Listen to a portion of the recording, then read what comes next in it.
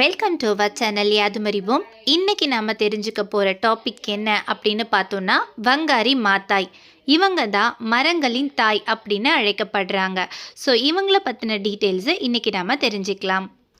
இயற்கைக்கும் பெண்களுக்குமான தொடர்பு ரொம்பவே உறுதியானது. இயற்கையைப் போலவே பெண்ணின் உடலும் மீள் சுழற்சியில் ஈடுபடுவதால் சுற்றுச்சூழல் மீதான ஈர்ப்பு, அவற்றை காக்க வேண்டும் அப்படின்ற ஆர்வமும் பெண்களுக்கு இயல்பாகவே இருக்குங்க. விவசாயத்தை கண்டறிஞ்சதே பெண்கள் தான் அப்படின்னு சொல்லுவாங்க. கென்யா நாட்டில் 1940 இயர்ஸில் ஏப்ரல் 1ஆம் தேதி இகதி எனும் சிறிய ஊரில் பிறந்தவங்க தான் இந்த வங்காரி மாத்தாய். அந்த காலத்தில் பெண்களுக்கு தொட முடியாத உயரத்தில் இருந்தது கல்வி. ஆனால் இவங்க சகோதரியுடைய ஊக்கத்தினால படிக்க தொடங்கினாங்க. மிகுந்த ஆர்வத்துடன் படித்த இவங்க அமெரிக்காவில் தனது மேற்படிப்பையும் முடித்தாங்க. கென்யா நாட்டில் முதலாக டாக்டர் பட்டம் பெற்ற பெண் என்ற பெருமையும் சூடிக்கிட்டாங்க. அடுத்ததாக நைரோபி பல்கலைக்கழகத்துடைய பேராசிரியர் பணியில் சேர்ந்தாங்க. அந்த பல்கலைக்கழகத்தின் முதல் பெண் பேராசிரியரும் இவங்க தாங்க. இவங்க அமெரிக்காவில் இருந்தபோது மார்ட்டின் லூதர் கிங் நடத்திய போராட்டங்களால் ஈர்க்கப்பட்டாங்க. தனது தாய்நாட்டிலும் ஏதாவது செய்யணும் அப்படின்ற எண்ணம் இவங்களுக்கு உருவாச்சு. அந்த எண்ணம் தான் அவங்கள பேராசிரியர் பணியை துறக்க செய்தது. பசுமை பட்டை எனும் சுற்றுச்சூழலை காக்கும் இயக்கத்தை தொடங்கினாங்க. அதாவது கிரீன் பெல்ட் அப்படின்ற இயக்கத்தை ஸ்டார்ட் பண்ணாங்க. அவங்க வீட்டுக்கு பக்கத்தில் 9 மரக்கன்றுகளை நட்டு பராமரித்து வந்தாங்க. உலகை சமநிலைப்படுத்தும் இயற்கையை பாதுகாக்கணும் அப்படின்னு நினச்சாங்க. ஆப்பிரிக்கா வன வளத்தை காக்கிறதுக்கும் தனது பணிகளை தீவிரமாக தொடர்ந்தாங்க. ஊராக போய் ஏழை எளிய மனிதர்களிடம், குறிப்பாக பெண்களிடம் பேசினாங்க.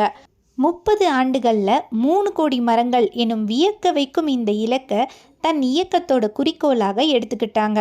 சுற்றுச்சூழல் மட்டும் இல்லைங்க, கல்வி சார்ந்த விழிப்புணர்வு பணிகளையும் தன்னை ஈடுபடுத்தி கொண்டாங்க. பெண்களுக்கான தேசிய கவுன்சிலிங் தலைவியானாங்க.